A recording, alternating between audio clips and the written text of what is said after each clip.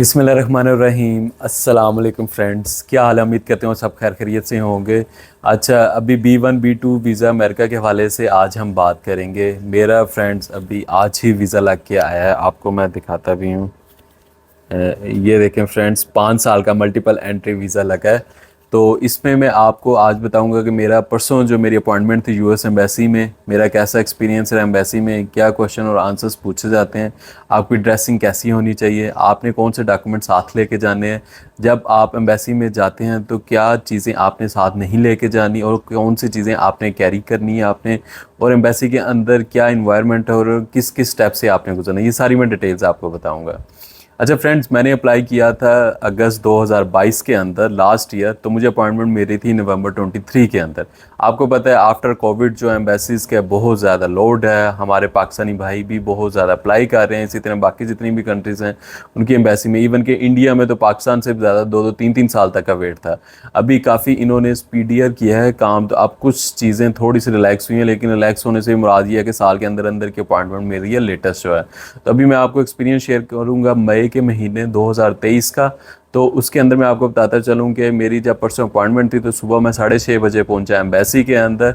Friends, आपको बताता चलूँ कि आप जितनी जल्दी पहुंचेंगे आपको उसमें बेनिफिट होता है। जब आप अंदर जाते हैं तो आपकी वहाँ पे चेकिंग की जाती है। अगर आपके पास कोई इलेक्ट्रॉनिक्स है, कोई मोबाइल फ़ोन है, किसी भी किस्म की कोई आइटम है, तो उसको वो अपने पास रख लेंगे। आपका वो एक एक लॉकर देते हैं, आप एक लॉकर है उसके अंदर जितनी भी चीज़ें हैं वो आप रख देंगे। अच्छा, इसमें एक और भी बात बताता चलूँ। अब जिस तरह मैं लाहौर से गया था इस्लामाबाद फ्रेंड्स, तो मुझे इन्फॉर्मेशन नहीं थी पता कि अगर फॉर एग्जांपल मैं कोई लगेज कैरी करता हूँ, कोई छोटा सा बैग है, तो उसका मैं क्या करूँगा। तो फ्रेंड्स, वो आपको इतना बड़ा लॉकर होते हैं वो दे देते हैं। अगर आपका छोटा उसमें सामान है, छोटा सा बैग पैक है, वो आप ले जा सकते हैं, ठीक है। क्योंकि एम्बेसी के अंदर कोई भी चीज़ नहीं लेके जाने देंगे आपके। इवन कि मेरे पास वो लेदर का डॉक्यूमेंट कैरियर था, वो उन्होंने साथ नहीं जाने दिया। सिंपल जो फोल्डर था, फाइल फोल्डर जिसके अंदर मेरे डॉक्यूमेंट्स थे, वो जाने दिया, बाकी सारी चीज़ें उन्होंने रख ली। तो मोबाइल फ़ोन, इलेक्ट्रॉनिक्स, गैजेट्स, कोई भी ऐसी चीज़ें वो अपने पास रख लेते हैं, आपको एक टोकन इशू कर देते हैं। अच्छा, उसके बाद आपने फ्रेंड्स शटल लेनी होती है, शटल बस जो है, उससे पहले आपके पास आईडी कार्ड और पासपोर्ट की कॉपी ज़रूर होनी चाहिए। अच्छा फ्रेंड्स, ये इन्फॉर्मेशन कहीं पे भी अवेलेबल नहीं है, ये सिर्फ मैं आपको बता रहा हूँ कि आपने जब शटर लेनी है तो नॉर्मली हम क्या करते हैं, आईडी कार्ड की एक कॉपी और पासपोर्ट की एक कॉपी होती है, जो कि ऐसे ही रिक्वायरमेंट है एम्बेसी ऑफ यूएस की तरफ से। फ्रेंड्स, ये जो पाकिस्तानी स्टाफ है हमारा, ये जब शटर लेनी है तो तब भी वो आपसे मांगते हैं। वहाँ पे काउंटर पे आपसे एक आईडी कार्ड की कॉपी मांगेंगे और प्लस उसके साथ साथ या पासपोर्ट की कॉपी मांगेंगे और अपॉइंटमेंट जो है उसकी कॉपी मांगेंगे। तो फ्रेंड्स, वो मेरे पास भी एज यूजुअल बहुत सारे लोग, जितने भी लोग आ रहे थे, किसी के पास दो दो कॉपीज़ नहीं थी। आपने जब जाना है तो 2 कॉपीज़ करवा के दें, वो फिर असली उनकी। तो नॉर्मल उनकी 2 कैटेगरीज हैं फ्रेंड्स, एक नॉर्मल कैटेगरी और एक एग्जेक्टिव है। नॉर्मल के चार्जेस 3,000 हैं, ये चार्जेस यस बढ़ चुके हुए हैं, और जो एग्जेक्टिव क्लास है उसके 5,000 है। नॉर्मल जो क्लास है उसमें क्या होता है कि सिर्फ वो कोच होती है, एक एसी वाली कोच, तो वो डिफरेंट एम्बेसी से होते हुए आपको उतारती है। जो कि एग्जेक्टिव क्लास जिसका आप 2,000 एक्स्ट्रा देते हैं, वो एक आप गाड़ी में जाएंगे जो कि आपके लिए डेडिकेटेड होगी और डायरेक्ट आपको एम्बेसी उतार देगी। वो ड्राइवर उनका नंबर आपको नोट करवाता है, आपने जब फ्री होना है तो उनको कॉल करनी है तो वो बंदा आ जाएगा। जबकि एग्जेक्टिव कोच के लिए जब फ्री होते हैं तो आप वेट करते हैं। तो फ्रेंड्स, ये कोई 10-15 मिनट की ही गेम है, ये डिपेंड टोटली करता है कि आप उसमें किस में कंफर्टेबल हैं। अच्छा, उसके बाद जब आपने एंटर होने एम्बेसी से बाहर लाइन लगी होती है, वहाँ पे एक पाकिस्तानी स्टाफ होता है, वो आपके अपॉइंटमेंट लेटर लेता है और पासपोर्ट आपने निकालना है लेटेस्ट वाला। अब जैसे फॉर एग्जांपल मेरे 3 पासपोर्ट हैं, इससे पहले 2 बने हुए हैं, तो वो पुराने वाले उन्हें नहीं चाहिए, लेटेस्ट वाले सिर्फ उनको चाहिए। आपने वो निकाल के रखने हैं, वो अपॉइंटमेंट कंफर्म करेंगे, पासपोर्ट नंबर आपका वैलिडेट करेंगे।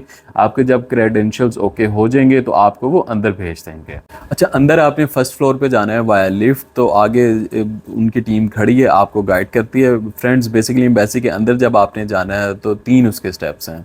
तो पहला काउंटर 1 है, काउंटर 1 पे आपकी पिक्चर वगैरह ली जाती है, पिक्चर आपने सबमिट करनी होती है, अपॉइंटमेंट वेरिफिकेशन अगेन होती है क्योंकि ये उनका स्टाफ होता है। नंबर 2 के ऊपर बायोमेट्रिक की वेरिफिकेशन होती है, बायोमेट्रिक आप देते हो, और काउंटर नंबर 3 पे आपने इंटरव्यू देना होता है।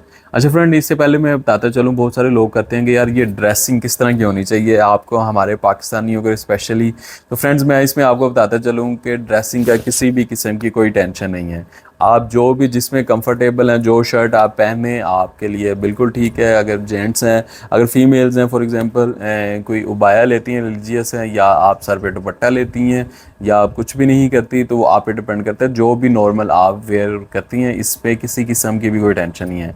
क्योंकि कुछ लोगों ने, मैंने सुना है कि वो कहते हैं कि नहीं आप प्रेजेंटेबल हो, आपने स्कार्फ नहीं लेना या उबाया नहीं लेना। फ्रेंड्स ऐसी कोई बात नहीं है। आप जो भी है, आप अपने रिलीजन को जिसको प्रैक्टिस करते हैं, आप उसके मुताबिक, आपकी वैल्यूज़ हैं या एथिकल वैल्यूज़ हैं या मॉरल वैल्यू, आप उसको फॉलो करें। मैंने उबाया वालों को भी देखा है, उनके वीज़ाज़ भी लग जाते हैं। और जो बहुत सूटेड वूटेड होते हैं, 3 पीस में आए होते हैं, तो उनका भी रिजेक्शन देखी है। यस, आपको प्रेजेंटेबल होना चाहिए और आपको अपने प्रोफेशन के मुताबिक होना चाहिए फ्रेंड्स। अगर आप एक जॉब करने वाले हैं किसी ऑफिस में या बैंकर हैं, मेक सेंस कि आपने 3 पीस पहना हुआ है सूट। लेकिन अगर आप सेल्स टीम के हैं, मार्केटिंग के हैं, तो आप नॉर्मल जीन्स और टी शर्ट पहन लें। तो फ्रेंड्स, मैं बीइंग अकाउंटेंट हूँ, तो मैंने जो नॉर्मल जो ऑफिस वेयर करता हूँ उसी तरह की ड्रेसिंग की हुई थी, सिंपल। तो ये आपने ड्रेसिंग का खास तौर पे ख्याल रखना है। अच्छा फ्रेंड, ये सारे डॉक्यूमेंट्स लेके मैं आपको बताऊँ, इनमें से एक भी चेक नहीं हुआ मेरा। इतना मेरा बड़ा फोल्डर था कि उस दिन जब मैंने देखा, मैंने 15 लोगों को ऑब्जर्व किया कि मेरा 15वां नंबर था, तो 15 में से तो किसी एक से नहीं थे मांगे। तो लेकिन मांग लेते हैं, 95% चांस होता है नहीं मांगते, लेकिन हो सकता है, केस टू केस डिपेंड करते हैं। अच्छा, दूसरा फ्रेंड्स, जो DS-160 फॉर्म है वो सबसे इम्पोर्टेंट मैं आपको बताऊं, वो आपने रट के जाना है, उसको सही से याद करके और उसके मुताबिक ही आपने बताना है। तो नॉर्मली क्या होता है कि आप जब वीज़ा कंसल्टेंट से अपनी एप्लीकेशन फिल करवाते हैं, वो होता है क्या है कि वो अपने मुताबिक जो उसके पास इंफॉर्मेशन होती है वो उसके मुताबिक उसको बयान कर देता है। बाद में पता चलता है जी कि आप अपनी तरफ से बिल्कुल रियलिटी बता रहे हैं, लेकिन वो रियलिटी डिफरेंट होती है, वो आप में रिजेक्शन के चांसेस बढ़ जाते हैं। अच्छा फ्रेंड, इसके बाद स्टेप 1 स्टार्ट होते हैं। एम्बेसी के अंदर आपकी पिक्चर ली जाती है। 1 पिक्चर आपने साथ लेके जानी है, 2x2 उसका साइज़ है। आपके 6 मंथ से ज़्यादा वो कहते हैं कि ओल्ड ना हो फ्रेंड्स। तो उसमें यह कि आप लेटेस्ट कोशिश करेंगे, 1 हफ्ते से ज़्यादा पुरानी ना लें, ठीक है। हुआ क्या था कि कुछ लोगों ने अक्सर क्या करते हैं कि DS-160 फॉर्म आपको पता है, उसके अंदर जो पिक्चर अपलोड होती है वही वो पिक्चर ले गए वहाँ पे एम्बेसी के अंदर। तो उन्होंने मना कर दी, क्योंकि वो 1 साल पुरानी तो अपॉइंटमेंट थी। उसके बाद आपकी फ़िज़िकली अपीयरेंस चेंज हो जाती है। उन्होंने कहा कि भाई लेटेस्ट चाहिए, तो उन्हें वापस उन्होंने भेज दिया। अब वहाँ से बूथ काफ़ी दूर है और वहाँ पे जो काफ़ी एक्सपेंसिव भी है, फिर आपकी टर्न का दोबारा से वेट होता है। तो फ्रेंड्स, इन सारे झंझट से बचने के लिए, और फिर आपको पता है आप टेंशन में, एंजाइटी में आ जाते हैं। ऑब्वियसली वो एक माहौल ऐसा होता है अंदर। आप इंटरव्यू के लिए पूरे साल बाद आपकी इंटरव्यू कॉल आई, आप पहले थोड़े से नर्वस होते हैं फ्रेंड्स, और आपको पता चले जी पिक्चर का नहीं है और पहले स्टेप पे ये चीज़ हो जाए, तो जस्ट इमेजिन के, आई कैन इमेजिन कि काफ़ी अलार्मिंग सिचुएशन बन जाती है। तो फ्रेंड्स, कोशिश करें कि लेटेस्ट आप पिक्चर लें, ठीक है। 1 पिक्चर चाहिए होती है, लेकिन ऑन द सेफ साइड आप 2 पिक्चर्स रख लें। बायोमेट्रिक का होता है फ्रेंड्स, वो ये 4 फिंगर्स आपकी और 2 थम्स जो हैं, इसकी वेरिफिकेशन करते हैं। उसके बाद आपका लेवल 2 क्लियर हो जाता है। अब आते हैं लेवल 3 पे फ्रेंड्स, जो कि सबसे इंपॉर्टेंट लेवल है, लेवल 3 इंटरव्यू का। क्वेश्चन एंड आंसर्स क्या होंगे? अच्छा फ्रेंड्स, इसमें मैं आपको बताता चलूँ, एक तो मैं आपको गाइडेंस दूंगा वैसे जनरली कौन से क्वेश्चंस पूछे जा सकते हैं, और पहले उससे बताने से पहले मैं आपको बताऊंगा कि मेरे से क्या क्वेश्चंस पूछे हैं। अच्छा फ्रेंड्स, सिर्फ 5 क्वेश्चंस उन्होंने पूछे, सिर्फ 5 क्वेश्चंस ओनली, और 2 मिनट्स के अंदर मेरा इंटरव्यू खलास ख़त्म हो गया था। तो आपसे भी 6 to 7 क्वेश्चन किसी से पूछ सकते हैं, 4 to 5, लेकिन 5 तो मिनिमम है फ्रेंड्स, के बहुत इजी क्वेश्चंस हैं। मैं आपको बताऊं कि जब मैंने ये देना था लास्ट 2 वीक से, मैंने काफ़ी ज़्यादा इस पे वर्क किया है, डिफरेंट वीडियोस देखी, इंटरनेशनल व्लॉगर्स का इस पे देखा, प्लस जो एक्स एम्बेसी के लोग थे जो कि रिज़ाइन कर चुके हैं या जॉब क्विट कर दी है, जो कि खुद वीज़ा ऑफिसर्स होते थे, इंटरव्यू लेते थे, उनके इंटरव्यूज़ तक देखे, डिफरेंट वीडियोस के क्या क्वेश्चंस होते हैं क्या। तो friends, I was like very worried कि पता नहीं क्या बनेगा यार, क्या होता है नहीं होता है। आपको पता है कि एंजाइटी तो होती है। तो सारा करने के बावजूद मुझे था कि काफ़ी ज़्यादा क्वेश्चनिंग होगी, टेक्निकली काफ़ी मैंने उसमें कवर किया हुआ था, फ्रॉम ट्रैवल डेस्टिनेशंस के। अब जिस तरह मैंने न्यूयॉर्क का प्लान दिया था, कौन सा होटल है, होटल का एरिया कौन सा है, कौन कौन सी डेस्टिनेशंस पे जाना है, प्लस न्यूयॉर्क से जब दूसरे में स्टेट में जाना है तो वो कैसे आपने जाना है, बाय एयर जाना है, आप किस तरह ट्रैवल कर रहे हो, फिर वहाँ पे कौन सा होटल है, कौन से सिटी में देखना है, फिर ये देखना है कि इन डेट्स के अंदर कोई फेस्टिवल तो नहीं है, उसके बारे में देखने हैं, और फिर इवन कि ये कि आप गर्मियों में ही क्यों जा रहे हैं, ये भी पूछा जाता है। तो फ्रेंड्स, वो लॉट ऑफ थिंग, इवन कि मैंने तो यहाँ तक कि आजकल पॉलिटिकल सिचुएशन जो चल रही है उसके बारे में आपका क्या ख्याल है, आपका काफ़ी चीज़ें डिफरेंट एंगल से। लेकिन फ्रेंड्स, ऐसा कुछ भी नहीं हुआ, थैंक्स टू अल्लाह। तो लेकिन ठीक है, इजी है कि आप प्रिपेयर्ड हो के जाते हो। अच्छा, तो लेकिन कुछ भी आ सकता है, ये ना होगा आउट ऑफ सिलेबस क्वेश्चन आ जाए और आप आंसर ना कर सके और कंफ्यूज हो जाए। फ्रेंड्स आप उर्दू में भी दे सकते हैं इंटरव्यू, इंग्लिश में भी दे सकते हैं, it's not a big deal. आप पे कोई आइट्स का टेस्ट नहीं दे रहे, किसी ने आपको जज नहीं करना, जजमेंटल लोग नहीं है वो, कोई जज नहीं है कि आपको जज करेगा कि लाइक अगर आपकी इंग्लिश अच्छी नहीं है तो यार मैं नहीं जा सकता, या आप उर्दू में यस आप अगर इंग्लिश में कंफर्टेबल हैं, सही आंसर कर सकते हैं तो आप इंग्लिश में ही दें। इंग्लिश में देने का ये है कि आपने सिर्फ आंसर नहीं देना होता है, आपकी बॉडी लैंग्वेज भी गेज होती है कि फॉर एग्जांपल एक एक्सप्रेशंस नहीं आप कम्युनिकेट कर सकते सेम लैंग्वेज ना होने में। ट्रांसलेटर एक्सप्रेशन कभी भी नहीं बता सकता इस बंदे की बॉडी लैंग्वेज क्या है, ठीक है। हाँ इंग्लिश में कर दें ज़्यादा अच्छा है, अगर नहीं है तो उर्दू में ट्रांसलेटर अवेलेबल होते हैं, 3 काउंटर्स होते हैं फ्रेंड्स वहाँ पे, 1 2 3, तीनों में आपके इंटरव्यूज जा रहे होते हैं, बेस्ड ऑन आपकी टर्न आपको वो बिठाया होता है। तो ऐसा नहीं है कि लाइक वो अक्सर लोग कहते हैं यार एक काउंटर उर्दू का, एक इंग्लिश का है और एक मिक्स का, ऐसा नहीं है फ्रेंड्स, सारे मिक्स ही होते हैं। एक ही बेसिकली होता है पाकिस्तानी वहाँ पे ट्रांसलेटर, वो बेचारे की दौड़ लग रही होती है, कभी काउंटर 1 पे 2 पे 3 पे, जिसको चाहिए होता है तो वो कर देते हैं, तो आप इसको कर सकते हैं। तो खैर मैंने उसमें इंग्लिश में उसको दिया है। सबसे पहले मैं आपको बताता चलूँ, मैंने थोड़ा सा क्या किया था कि मैंने उससे पहले कह दिया hello how are you, just ये उन्हें कह दिया तो उसने कह दिया आई एम फाइन। तो थोड़ा सा एक आप समझ रहे हैं कि कम्युनिकेशन स्टार्ट हो जाती है, आप बॉडी लैंग्वेज भी ईजी हो जाती है, क्योंकि आपने पहला इंटरेक्शन जो करना है उससे कंफर्टेबल हो जाती है। क्योंकि अब आप जब बैठे हैं तो आप ऐसे करके आराम से बैठे हुए हैं, आप टर्न का वेट करें, आपके सामने ही लोगों को वीज़ास भी लग रहे हैं, रिजेक्ट भी हो रहे हैं, वो बड़ा मिक्स एंड मैच सी फीलिंग होती है। जब तक आपकी बारी नहीं आती तो इंसान को होता है यार पता नहीं मेरा कब नंबर आएगा, क्या है क्या मेरे से पूछें, क्योंकि हर बंदे का केस डिफरेंट है फ्रेंड्स। टूरिस्ट है उसका सिंपल है, किसी का फ्रेंड एंड फैमिली का है, कोई अपने स्पाउस को मिलने जा रहा है, कोई वर्क रिलेटेड है, अब कई डॉक्यूमेंट्स पूरी नहीं देते, इन्फॉर्मेशन प्रॉपर कम्युनिकेट नहीं करते, सुबह का वक्त होता है, सुबह तो वो लोग सारे फ्रेश होते हैं, अगर कोई एक केस ऐसा आ जाए तो ऑफिसर का मूड भी ख़राब हो जाता है। ये कुछ चीज़ें होती हैं, डज मैटर, लेकिन ठीक है जो भी किस्मत में आपका। तो खैर वो अच्छा, इसमें ये भी बताता चलूँ कि वो ऑफिसर जो होता है वो एक पूरा वो कैबिन सा बना होता है ग्लास का, वो ग्लास के उस साइड पे बैठा होता है, आप इस साइड पे होते हो, उनकी आवाज़ तो नहीं आती बाहर कि वो क्या क्वेश्चन पूछ रहे हैं, लेकिन जो हम इंटरव्यू दे रहे होते हैं, हम बाहर जो लोग बैठे होते हैं उन्हें सारी आवाज़ आ रही होती है। आप समझ रहे हैं कि आपकी, तो आपको अंदाज़ा हो जाता है कि इससे क्या क्वेश्चन पूछा जा रहा है, ये किस तरह आंसर दे रहे हैं। अच्छा उसके अंदर आपको पता है कि वो स्लिप भी देते हैं, वाइट स्लिप और ब्लू स्लिप होता है। वाइट का मतलब है कि आपका रिफ्यूज़ हो गया, आपको पासपोर्ट वापस कर देते हैं। ब्लू स्लिप वो देते हैं इसका मतलब आपका वीज़ा अप्रूव हो गया और पासपोर्ट आपका रख लेते हैं। अच्छा फ्रेंड्स तो आगे बढ़ते हैं। तो पहला क्वेश्चन नंबर 1 क्या था कि what is the purpose of your travelling. तो वो सिंपल आंसर जो हर कोई देता है उसको कि आपका टूरिज़म का पर्पस है फ्रेंड्स। तो मैंने बता दिया कि मैं तो अपनी वेकेशन में स्पेंड करने जा रहा हूँ, सिंपल आंसर। तो कोई इसमें नहीं है, आप उसमें कोई लंबी स्टोरी ना बताएं कि लाइक मैं ये प्लान है, इस तरह कुछ भी नहीं। फिर उन्होंने पूछा है कि क्वेश्चन नंबर 2 फ्रेंड्स था कि आपका वहाँ का यूएस का कितने डेज़ का प्लान है। तो सिंपल आपने, अब मेरे 10 डेज़ का प्लान था। अच्छा ये मैं आपको फ्रेंड्स बताऊं कि जो इन्फॉर्मेशन DS-160 फॉर्म के अंदर है आपने वो ही मेंशन करनी है, उसके अलावा कुछ नहीं बताना।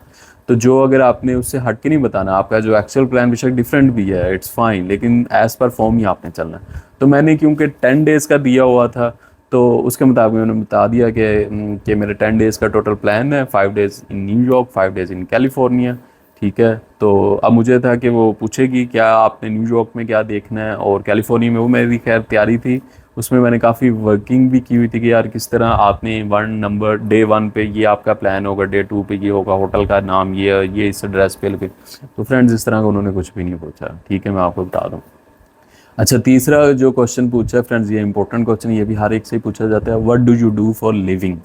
कोई आप अपना किस तरह से क्या करते हैं आप, ठीक है। आपने इसमें मैं आपको बता दूं फ्रेंड्स, इसमें आपने 3 चीज़ें आपने बतानी इस क्वेश्चन के अंदर। फर्स्ट अगर आप जॉब करते हैं आपका डेजिग्नेशन क्या है, आपकी कंपनी का नाम क्या है, और तीसरा आप कब से काम कर रहे हैं, ठीक है। इसी तरह अगर आपका बिज़नेस है आप बताएंगे बिज़नेस आप कब से कर रहे हैं, बिज़नेस की नेचर क्या है और आप बिज़नेस के अंदर क्या हैं, यानी कि लाइक CEO डायरेक्टर जो भी आप ओनर हैं वो आप उनको बताएं। अच्छा क्वेश्चन नंबर 4 फ्रेंड्स था कि व्हाट इज़ योर सैलरी। तो सैलरी मैंने बता दी। अच्छा सैलरी के अंदर 2 चीज़ें आपने बतानी, सैलरी पर मंथ बतानी है आपने और पर एनम बतानी है आपने, दोनों बतानी है। वो यानी मंथली जो आपकी सैलरी है या इनकम है, आपकी इनकम के बारे में बताना है। अगर बिज़नेस है तो आपने उसके हवाले से बता देना कि ऑन एवरेज जो आपका आ रहा है, और ये वो है फ्रेंड्स जो आपके बैंक स्टेटमेंट के अंदर गिर रहे हैं पैसे, ठीक है, ये उसका बताना है आपने, उसे हट के नहीं बताना। तो आप बता देंगे 3 लाख है, 4 लाख है, 5 लाख है, 1 लाख है, 50,000 जितनी भी है, और इंटू 12 करके कि मैं सालाना इतना कमा लेता हूँ, मंथली मेरी इतनी। अच्छा, बैंक स्टेटमेंट से फ्रेंड्स याद आया कि बैंक स्टेटमेंट यूएस वीज़ा के लिए ज़्यादा मैटर नहीं करती। मैं आपको बताऊँ कि आज तक जब से मैं ट्रैवलिंग कर रहा हूँ तो मेरी शायद सबसे कम ही बैलेंस था, लाइक 4 लाख से भी कम था बैलेंस, जो अकाउंट के अंदर बिल्कुल भी पैसे नहीं थी। कहीं पे वो थोड़ी सी इन्वेस्टमेंट करती तो फंड्स थे नहीं, तो आई डाउट के पता नहीं इसकी वजह से ना कर दें, क्योंकि इतने में तो टिकट भी नहीं आती, ठीक है। तो उन्हें कहेंगे भाई तू किधर जा रहा है, क्या यूएस जा रहा है, 4 साढ़े 4 लाख की तो टिकट है, वहाँ पे होटल की कॉस्ट है, आपको मंथली डेली की को तो कैसे करोगे कि मिनिमम। तो फ्रेंड्स ऐसा कोई भी नहीं था ना, उन्होंने कोई क्वेश्चन किया। आई नो उन्होंने अपने कोई प्रोसीजर्स परफॉर्म किए होंगे, लेकिन मेरे से कुछ नहीं उन्होंने खैर पूछा। अच्छा फ्रेंड्स, क्वेश्चन नंबर 5, ये इंपॉर्टेंट क्वेश्चन है। वो उन्होंने पूछा है कि आप कभी क्या पाकिस्तान से बाहर आपने विज़िट किया है। तो फ्रेंड्स ये मेरा थोड़ा सा फेवरेट क्वेश्चन था। या मुझे कुछ अरसा हो गया ट्रैवलिंग थोड़ा सा करते हुए, वो मैंने उन्हें बता दिया है कि I have been to like 16 countries before. तो वो उसने पूछा कौन कौन से कंट्रीज़, तो वो मैंने उसे बता दिया। साथ में उसने कहा कि show me the previous passport ना, जहाँ पे वीज़ा है, क्योंकि जो मेरा करंट है वो तो अभी रिसेंटली मैंने पासपोर्ट बनवाया, तो पिछला जो एक्सपायर हो चुका होता है, ज़्यादा वीज़ाज उसी पे लगे हुए हैं। तो वो उसने वीज़ाज उसको देखें, ये चीज़ थी जिसमें मेरे ख्याल इस क्वेश्चन पे उसने थोड़ा सा ज़्यादा टाइम लिया, लाइक 30 सेकंड लगे हैं। उसने एक एक वीज़ा खोल के देखा और फिर मेरे से पूछा भी कौन कौन से कंट्री का है। तो फ्रेंड्स वो उसने फिर कह दिया कि हेयर यू गो, पासपोर्ट उसने मुझे वापस कर दिया, ठीक है। उसने ये नहीं पूछा कि किन किन डेस्टिनेशंस पे आप गए थे। जिस तरह मैंने आपको बताया था कि स्वीडन में जब मैं गया था यूरोप के वीज़े में, तो स्वीडन वालों ने मेरे से इवन के पूछा था कि अगर आप जापान गए थे तो किस किस लोकेशन पर क्या देखा था। वो अगर आपने वीडियो नहीं देखी तो वो भी आप देख सकते हैं मेरी स्वीडन की, तो वहाँ पर उन्होंने डिटेल पूछी थी। तो ये मैं खैर तैयारी करके गया था। ओबियसली अब कुछ कंट्रीज़ में 4 साल पहले गया था, 3 साल थे, अब कुछ उन्हें टाइम हो गया, मुझे भी नहीं याद कि, लेकिन मैं तैयारी करके गया था। लेकिन ऐसा बिल्कुल भी उन्होंने नहीं पूछा। उन्होंने मुझे पुराना मेरा पासपोर्ट दे दिया और ब्लू उसने वो मुझे स्लिप दे दी। तो आई वाज के इट्स ओके। तो उसने कहा yes your visa is approve. मैं कहा सॉरी व्हाट। तो आपको पता यकीन नहीं आता जब उसने अप्रूव का कहा, तो मैंने उसे दोबारा पूछा कि बीबी तू जो बता रही है क्या बता रही है। तो उसने कहा योर वीज़ा इज़ अप्रूव, तो अब आप जा सकते हैं। तो फ्रेंड सांस में सांस आई, वो स्लिप उसने ब्लू दे दी। और दूसरा उसने उसके अलावा पासपोर्ट रख लिया। तो उससे मैंने पूछा कि कितनी देर का, तो उसने कहा जी 5 ईयर का आपका मल्टीपल एंट्री लग है, तो आपको 1 हफ्ते के अंदर पासपोर्ट मिल जाएगा। तो फ्रेंड्स वो मुझे लाइक परसों की ये बात है, परसों थर्सडे को मेरा इंटरव्यू था, आज सैटरडे है, आज सैटरडे को मुझे पासपोर्ट मिल भी गया और वीज़ा लग गया, जैसे कि मैंने आपको पहले दिखाया। अच्छा फ्रेंड्स, इसमें यह है कि कुछ जनरल आपसे मैं डिस्कशन करूं जो आपके लिए इंपॉर्टेंट चीज़ें हैं। यूएस का वीज़ा इंतहाई आसान है और साथ साथ मुश्किल भी है। आसान कैसे है, मैंने फ्रेशर्स का भी देखा जो आज तक शायद out of city by air भी ना गए हों, ठीक है, वो डायरेक्ट यूएस का भी उनका वीज़ा लगा। और ऐसे भी लोग देखे हैं जो इनकी अच्छी खासी एक्सटेंसिव हिस्ट्री है, बड़े प्रोफाइल स्ट्रॉन्ग है, फाइनेंशियल्स उनके बड़े स्ट्रॉन्ग हैं। तो फ्रेंड्स वो यूएस का रिजेक्ट हो गया उनका। एक यानी फैमिली वहाँ पे आई, तो वो उनका लाहौर से ही आई थी, वो स्पेशल उनके काफ़ी अच्छे यानी प्रॉपर्टी है, उनका बिजनेस है, सारा कुछ है। और मज़े की बात है 2 बार उनका वीज़ा भी लगा हुआ है पहले यूएस का, 5-5 साल का। और एक दफ़ा लास्ट टाइम रिजेक्ट हुआ और इस दफ़ा फिर रिजेक्ट हुआ। आई डोंट नो रीज़न क्या थी, ठीक है। एक और कपल आया, वो बेबी के साथ आया था, वो पेरेंट्स का लग गया, बेबी का नहीं लगा। 3 साल की उनकी बेटी थी, तो वो माँ थी। ऑब्वियसली बंदे को होता है कि यार फैमिली के साथ ही मैं जाऊँ, तो वो बच्ची का नहीं लगा उसका वीज़ा, पेरेंट्स का ला के, जो कि मैं भी थोड़ा सा हैरान था, लेकिन आप क्या कह सकते हैं। तो खैर वो उसकी मदर ने थोड़ा सा आर्ग्यू किया, उन्होंने उससे जो ब्लू स्लिप दी हुई थी उनसे वापस ली, उनका वीज़ा रिजेक्ट कर दिया। तो फ्रेंड्स, एक तो आर्ग्यू बिल्कुल नहीं करना है, ऐसा ना हो कि आप कुछ आर्ग्यू करें परमानेंट ही आपको ब्लैक लिस्ट करते हैं। अच्छा फ्रेंड्स, जो मैंने चीज़ एवेल्यूएट की है, अब मेरी जो अपनी पर्सनल थिंकिंग और जो मैंने चीज़ें नोट की है, ट्रस्ट मी कि आपके इंटरव्यू पे कुछ भी डिपेंड नहीं करता। आप जितना मर्जी अच्छा दे दें, बुरा भी हो जाए, उन्होंने अपना माइंड मेकअप पहले ही किया होता है। मैं आपको बताता हूँ कि आप मेरा ये टोटल इंटरव्यू हार्डली 2 से ढाई मिनट हुए होंगे। और वो जो फीमेल जो अमेरिकन मेरा इंटरव्यू ले रही थी, वीज़ा ऑफिसर, उसका कॉन्टीन्यूसली ना वो लैपटॉप की स्क्रीन पे देख रही थी और बस सारा ला रही थी, हाँ ठीक है, पता नहीं सुन रही थी मेरी बात के नहीं, टाइप कर रही थी, वेरीफाई कर रही थी, आई डोंट नो कि। और यूएस जैसा कंट्री जो 5 साल का मल्टीपल आपको वीज़ा देता हो और आप इन्हें एक डॉक्यूमेंट भी ना दिया हो, तो कैसे हो सकता है कि आपका वीज़ा लग जाए। समझ नहीं आती आपको ना, मुझे भी नहीं आती। तो लेकिन मैं आपको बताऊं फ्रेंड्स, जो DS-160 फॉर्म है ना, मेन चीज़ वही है। आपको पता है यूएस के पास नादरा की फुल एक्सेस है, आपकी जितनी इमिग्रेशन काउंटर्स हैं उनकी टोटल एक्सेस है। उसके पास पाकिस्तान की हर चीज़, आपकी बैंक स्टेटमेंट्स की, बैंकिंग सिस्टम की एक्सेस उसके पास है। रिकॉर्ड हैं सारे आपके पुलिस के, फोर्सेस के, उनके पास रिकॉर्ड होते हैं सारी। तो वो प्रोफाइलिंग पहले ही कर चुके थे। और सबसे इम्पोर्टेंट फ्रेंड्स के जो सोशल मीडिया के आपके अकाउंट्स हैं, फेसबुक है आपका, यूट्यूब, इंस्टाग्राम, स्नैपचैट, ट्विटर और पता नहीं क्या क्या, मुझे तो ये 4-5 प्लेटफॉर्म्स का ही पता है, उसके अलावा जितने भी है। तो वो एक प्रोफाइलिंग करते हैं आपके सोशल मीडिया पे कि इस बंदे का किस क्या व्यूज़ हैं रिलीजियसली, क्या चीज़ें इसको पसंद हैं, पॉलिटिकली किधर इसका झुकाव है, दूसरी चीज़ों की तरफ क्या है, सोशली इसकी क्या वैल्यूज़ हैं, एथिकली क्या है, वो इनके पास आपको पता है। ये तो कॉमन है, ये तो आम लोग भी प्रोफाइलिंग करवा सकते हैं वाया थर्ड पार्टी। वो एक आपने नाम बताना, उनका ईमेल आईडी देना, तो प्रोफाइलिंग हो जाएगी, सारा डाटा आपका इकट्ठा हो जाएगा। तो मेरा ख्याल है ये उसकी बेस पे आपका करता है और प्योरली लक पे। और फ्रेंड्स प्लीज़ प्लीज़ आपने झूठ नहीं बोलना, जो हकीकत है वो बताएं। आपके बैंक में जितने पैसे आते हैं उसके मुताबिक आपने बताना है। फेक ट्रांजैक्शंस ना हो, फेक कोई अपनी स्टेटमेंट ना दें, यकीन करें इसकी वजह से आपका रिजेक्ट हो जाता है।